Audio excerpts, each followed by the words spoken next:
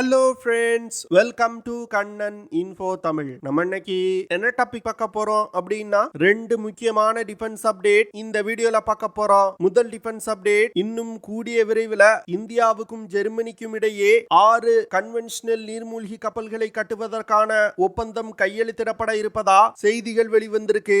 Germany இந்தியாவுக்கு எந்த வகை நீர்மூழ்கி கப்பலை கட்டி கொடுக்க போறாங்க, ஜெர்மனி கொடுக்க உள்ள நீர்மூழ்கி கப்பலோட செயல்திறன் மற்றும் சிறப்பு அம்சங்கள் என்ன, இந்தியா எதற்காக நீர்மூழ்கி கப்பல்களை கட்டுவதற்கு ஜெர்மனியின் உதவியை நாடுறாங்க அப்படிங்கிறது குறித்து பார்க்கலாம். இரண்டாவது அப்டேட், வரும் காலத்துல இந்திய கடற்படையில் இணைய உள்ள போர் கப்பல்களை எதிரிகளின் மிசைல் மற்றும் விமான தாக்குதலில் இருந்து பாதுகாப்பதற்கு இந்தியா ஒரு புதிய திட்டத்தை கையில் எடுத்திருக்காங்க. அது என்ன திட்டம்? இந்த திட்டத்தின் மூலமா இந்திய போர் கப்பல்களை எப்படி பாதுகாக்க முடியும் அப்படிங்கிறது குறித்து நம்ம டீடைலா இந்த வீடியோல பார்க்கலாம். நம்ம சேனல்ல டிஃபென்ஸ் மற்றும் ஜியோபாலிட்டிக்ஸ் சம்பந்தமா தினம் ஒரு வீடியோ பப்ளிஷ் பண்ணிட்டு இருக்கோம். உங்களுக்கு நம்ம சேனல்ல பப்ளிஷ் ஆகக்கூடிய வீடியோஸ் பிடிச்சிருந்துச்சுன்னா சேனலை சப்ஸ்கிரைப் பண்ணி சப்போர்ட் பண்ணுங்க. நீங்க பண்ற ஒவ்வொரு சப்ஸ்கிரிப்ஷனும் எனக்கு அடுத்தடுத்த வீடியோஸ் போடுறதுக்கு ஒரு மோட்டிவேஷனா இருக்கும். தற்போதைய நிலையில இந்திய கடற்படை தன்னிடம் உள்ள நீர்மூழ்கி கப்பல்களின் எண்ணிக்கையை அதிகரிக்க வேண்டிய கட்டாயத்தில் இருக்காங்க.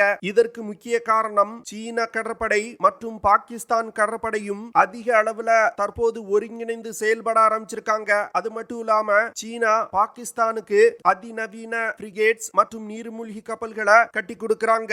இந்த சூழ்நிலையில இந்தியா வெற்றிகரமா இந்திய பெருங்கடல் பகுதியை தன் கட்டுப்பாட்டுல வச்சிருக்கணும்னா அதற்கு 24 கன்வென்ஷனல் நீர்மூழ்கி கப்பல்கள் தேவை. ஆனா தற்போது இந்தியாவிடம் 16 நீர்மூழ்கி கப்பல்கள் தான் இருக்கு. அந்த 16 நீர்மூழ்கி கப்பல்ல 11 நீர்மூழ்கி கப்பல்கள் கிட்டத்தட்ட 20 வருடங்களா இந்திய கடற்படையில பயன்பாட்டில் இருந்து வருது. வெறும் 5 நீர்மூழ்கி கப்பல்கள் தான் பிரான்ஸ் நாட்டின் உதவியோடு கட்டப்பட்ட ஸ்கார்பியன் கிளாஸ் சப்மரீன்கள். அந்த 11 பழைய நீர்மூழ்கி கப்பல்கள்ல 7 நீர்மூழ்கி கப்பல்கள் ரஷ்யாவின் கிலோ கிளாஸ் சப்மரீன்களும், மீதமுள்ள 4 நீர்மூழ்கி கப்பல்கள் ஜெர்மனியின் HDW சப்மரீன்கள். அதனால இந்தியா கண்டிப்பா தன்னுடைய நீர்மூழ்கி கப்பல்களின் எண்ணிக்கையை அதிகரிக்க வேண்டிய கட்டாயத்தில் இருக்காங்க. இதற்காக இந்தியா ப்ராஜெக்ட் 75I அப்படிங்கிற திட்டத்தை கையில் எடுத்து செயல்படுத்த ஆரம்பிச்சாங்க.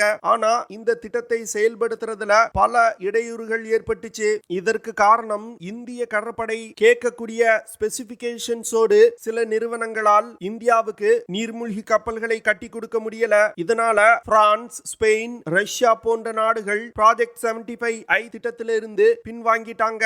ஆனா இந்தியா சொல்லக்கூடிய ஸ்பெசிபிகேஷன்ஸ நிறைவேற்றக்கூடிய நாடுகள்னா அது சவுத் கொரியாவும் ஜெர்மனியும் தான். ஜெர்மனி எப்படியாவது இந்த ப்ராஜெக்ட் 75I திட்டத்தை கைப்பற்றணும் அப்படிங்கிற முனைப்புல செயல்பட்டு வருவதா செய்திகள் வெளிவந்திருக்கு. இந்த சூழ்நிலையில இந்த வாரத்துல அமெரிக்காவின் செக்ரட்டரி ஆஃப் டிஃபென்ஸ் லாய்ட் ஆஸ்டினும் ஜெர்மனியோட செக்ரட்டரி ஆஃப் டிஃபென்ஸ் போரிஸ் பிரெஸ்டோரியஸும் இந்தியாவுக்கு சுற்றுப்பயணம் வந்திருக்காங்க. இருவரும் இந்தியாவுடனான தங்களுடைய நாடுகளின் ராணுவ உறவை வலிமைப்படுத்துறதுல அதிக முனைப்பு காட்டி வர்றாங்க. ஜெர்மன் நாட்டின் செக்ரட்டரி ஆஃப் டிஃபென்ஸ் இந்தியால சுற்றுப்பயணம் செய்யும் பொழுது திரு ராஜ்நாத் சிங் அவர்களுடன் பேச்சுவார்த்தை நடத்த போறாரு. இந்த பேச்சுவார்த்தையில கிட்டத்தட்ட 50,000 கோடி ரூபாய் செலவுல 6 நீர்மூழ்கி கப்பல்களை இந்தியாவுக்கு கட்டி தருவதற்கான ஒப்பந்தம் குறித்து பேசப்பட உள்ளது. இதற்கு முன்பு ஜெர்மனியிடம் இந்த 6 நீர்மூழ்கி கப்பல்கள் குறித்து பல கட்ட பேச்சுவார்த்தைகள் நடத்தப்பட்டிருக்கு. அதனால இன்னும் கூடிய விரைவில் ஜெர்மனி மற்றும் இந்தியாவுக்கு இடையே 6 கன்வென்ஷனல் நீர்மூழ்கி கப்பல்களை கட்டுவதற்கான ஒப்பந்தம் கையெழுத்திடப்படும் அப்படின்னு சொல்லப்படுது. ஜெர்மனி இந்த 6 கன்வென்ஷனல் நீர்மூழ்கி கப்பல்களை இந்தியாவின் மேசகன் டாக் ஷிப்பில்டிங் லிமிடெட் நிறுவனம் மற்றும் L&T நிறுவனத்துடன் இணைந்து கட்ட போறாங்க. ஜெர்மனி இந்த ப்ராஜெக்ட் 75I திட்டத்தின் கீழ் 6 டால்பின் கிளாஸ் சப்மரீன்களை கட்டி கொடுக்க போறாங்க. இந்த டால்பின் கிளாஸ் சப்மரீன்கள் அதிநவீனமான நீர்மூழ்கி கப்பல்கள். டால்பின் கிளாஸ் சப்மரீன்கள்ல டால்பின் 1 மற்றும் டால்பின் 2 அப்படிங்கிற 2 நீர்மூழ்கி கப்பல்கள் இருக்கு. இதுல டால்பின் 1 நீர்மூழ்கி கப்பல் கிட்டத்தட்ட 1640 டன் எடை கொண்டது. அதுவே டால்பின் 2 கிளாஸ் நீர்மூழ்கி கப்பல்கள் 2050 டன் எடை கொண்டது. இதுல இந்தியா டால்பின் 2 கிளாஸ் நீர்மூழ்கி கப்பல்களை வாங்குவதற்கு அதிக வாய்ப்பு இருக்கு. டால்பின் 2 கிளாஸ் நீர்மூழ்கி கப்பல்கள் கிட்டத்தட்ட 69 மீட்டர் நீளமும் 6.8 மீட்டர் அகலமும் கொண்டது. டால்பின் 2 கிளாஸ் நீர்மூழ்கி கப்பல்களை இயக்குறதுக்கு air independent HTW fuel cell system பயன்படுத்தப்படுது. ஏர் இண்டிபெண்டன்ட் ப்ரொபல்ஷன் சிஸ்டம் அப்படின்னு சொல்லக்கூடிய API சிஸ்டம் இந்த நீர்மூழ்கி கப்பல்ல இருக்கிறதுனால இந்த டால்பின் 2 கன்வென்ஷனல் நீர்மூழ்கி கப்பல்கள்னால அதிக நாட்கள் நீருக்கு அடியில் பதுங்கி இருக்க முடியும். எப்படி ஒரு அணுசக்தி நீர்மூழ்கி கப்பல்களால் பல மாதங்கள் நீருக்கு அடியில் பதுங்கி இருக்க முடியுதோ அதே போன்று API சிஸ்டம் பொருத்தப்பட்ட நீர்மூழ்கி கப்பல்களாலும் கடலுக்கு அடியில் பதுங்கி இருக்க முடியும். டால்பின் கிளாஸ் நீர்மூழ்கி கப்பல்கள் ஜெர்மனியின் 209 கிளாஸ் நீர்மூழ்கி கப்பலை பேஸா வச்சு உருவாக்கி இருக்காங்க.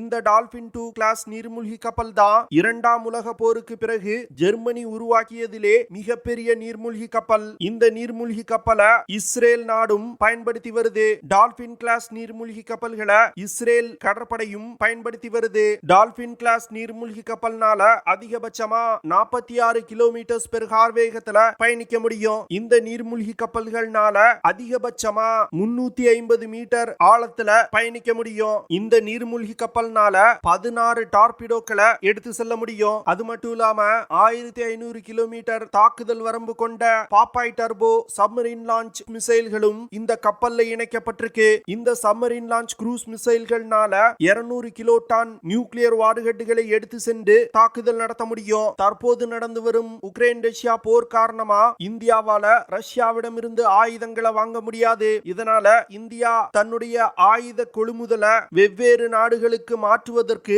முயற்சி செய்து வந்துகிட்டு இருக்காங்க. இந்த சூழ்நிலையில தான் இந்த 6 கன்வென்ஷனல் நீர்மூழ்கி கப்பல்களை கட்டுவதற்கான கான்ட்ராக்டை ஜெர்மனிக்கு கூடிய விரைவில் இந்தியா கொடுக்க இருக்காங்க. இந்த டால்பின் கிளாஸ் நீர்மூழ்கி கப்பல்கள் மட்டும் இந்திய கடற்படையில் இணைக்கப்பட்டால் இந்திய கடற்படையின் வலிமை இன்னும் அதிகரிக்கும் அப்படின்னு டிஃபென்ஸ் எக்ஸ்பர்ட் சொல்றாங்க. இரண்டாவது அப்டேட், DRDO மற்றும் இந்திய கடற்படையை சேர்ந்த அதிகாரிகள் வரும் காலத்துல இந்தியா கட்ட உள்ள ஃப்ரண்ட்லைன் வார்ஷிப்புகள்ல லாங் ரேஞ்ச் கொண்ட ஏர் டிஃபென்ஸ் இன்டர்செப்டார் மிசைல்களை இணைக்கணும் அப்படின்னு முடிவு பண்ணியிருக்காங்க. DRDO மற்றும் இந்திய கடற்படை ஃபியூச்சர்ல இந்தியா கட்ட உள்ள போர்க்கப்பல்கள்ல ERSAM அப்படின்னு சொல்லக்கூடிய extended range air defence system மற்றும் XRSAM அப்படின்னு சொல்லக்கூடிய extra long range surface to air மிசைல்களை இணைக்க இருப்பதா சொல்லப்படுது. இந்த லாங் ரேஞ்ச் இன்டர்செப்டார் மிசைல்கள்னால ஃபைட்டர் ஜெட் விமானங்கள், அவாக்ஸ் விமானம், cruise missiles, anti ship missiles போன்ற பல்வேறு விதமான வான் அச்சுறுத்தல்களை தாக்கி அளிக்க முடியும். இந்த XRSAM மற்றும் ERSAM மிசைல்களை India extended range air defence system அப்படிங்கிற திட்டத்தின் கீழ் டெவலப் செஞ்சிருக்காங்க. ERSAM மிசைல்கள்னால 150 கிலோமீட்டர் தூரத்துல உள்ள ஏரியல் டார்கெட்டுகளை மிக துல்லியமா தாக்க முடியும். அதுவே XRSAM மிசைல்கள்னால அதிகபட்சமா 350 முதல் 400 கிலோமீட்டர் தூரத்துல உள்ள ஏரியல் டார்கெட்டுகளை தாக்கி அளிக்க முடியும். இந்த லாங் ரேஞ்ச் இன்டர்செப்டார் மிசைல்கள் இந்திய கடற்படையின் கப்பல்கள்ல இணைக்கப்படுவதன் மூலம் இந்திய கடற்படையின் கப்பல்களுக்கு அடிஷனலா இன்னொரு லேயர் ஏர் டிஃபென்ஸ் கவரேஜ் கிடைக்கும். இதனால எதிரிகளின் க்ரூஸ் மிசைல்கள், ஆன்டி ஷிப் மிசைல்ஸ், போர் விமானங்கள், ட்ரோன்ஸ் போன்ற பல்வேறு விதமான வான் அச்சுறுத்தல்கள்ல இருந்து இந்திய கப்பல்களை பாதுகாக்க முடியும். தற்போது இந்திய கடற்படையின் கப்பல்கள்ல இஸ்ரேல் இந்திய கூட்டு தயாரிப்பு மிசைலான LRSAM மிசைல்கள் பயன்படுத்தப்பட்டு வருது. இந்த மிசைல்கள்னால 90 கிலோமீட்டர் தூரத்துல உள்ள ஏரியல் டார்கெட்டுகளை தாக்க முடியும். இந்த LRSAM மிசைல்கள்னாலையும் சப்சானிக் மற்றும் சூப்பர்சானிக் க்ரூஸ் மிசைல்கள், ஆன்டி ஷிப் மிசைல்ஸ் போன்ற ஏரியல் டார்கெட்டுகளை தாக்கி அளிக்க முடியும். இந்த LRSAM மிசைல்களோடு ERSAM மற்றும் XRSAM மிசைல்கள் இணையும் பொழுது இந்திய கடற்படையின் போர்க்கப்பல்களோட ஏர் டிஃபென்ஸ் கவரேஜ் அதிகரிக்கும். இதனால எந்த ஒரு மிசைல்ஸ், ட்ரோன்ஸ், ஹெலிகாப்டர்ஸ் மற்றும் விமானங்களால் இந்திய போர்க்கப்பல்களை தாக்க முடியாது. இது ஒரு யுத்த நேரத்துல இந்திய கடற்படைக்கு ஒரு மிகப்பெரிய அட்வான்டேஜ் கொடுக்கும். சீன மற்றும் பாகிஸ்தான் கடற்படைய இந்திய பெருங்கடல் பகுதியில ஃபியூச்சர்ல எதிர்கொள்ளணும்னா இந்தியாவுக்கு அதிநவீன போர்க்கப்பல்கள் தேவை. அது மட்டும் இல்லாம அந்த போர்க்கப்பல்களை பாதுகாப்பதற்கு இது போன்ற long range air defence interceptor மிசைல்களும் தேவை. இது போன்ற இன்டர்செப்டார் மிசைல்களை போர்க்கப்பல்களை இணைப்பதன் மூலம் இந்திய போர்க்கப்பல்களின் பாதுகாப்பு உறுதி செய்யப்படும். ஒரு யுத்த நேரத்துல இது போன்ற விஷயங்கள் யுத்தத்தின் போக்கையே மாற்றி அமைக்கக்கூடிய விஷயங்களா இருக்கும். இதே XRSAM மிசைல்களை பாரக் 8 மற்றும் S-400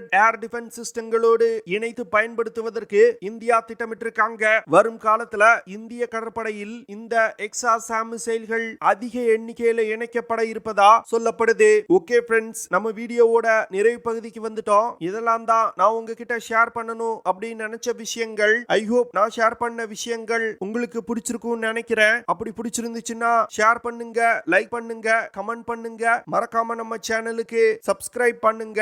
அப்படியே அந்த பெல் நோட்டிபிகேஷனை கிளிக் பண்ணி ஆல்ங்கிற ஆப்ஷனை எனேபிள் பண்ணிக்கங்க. See you in the next video. Jai Hind.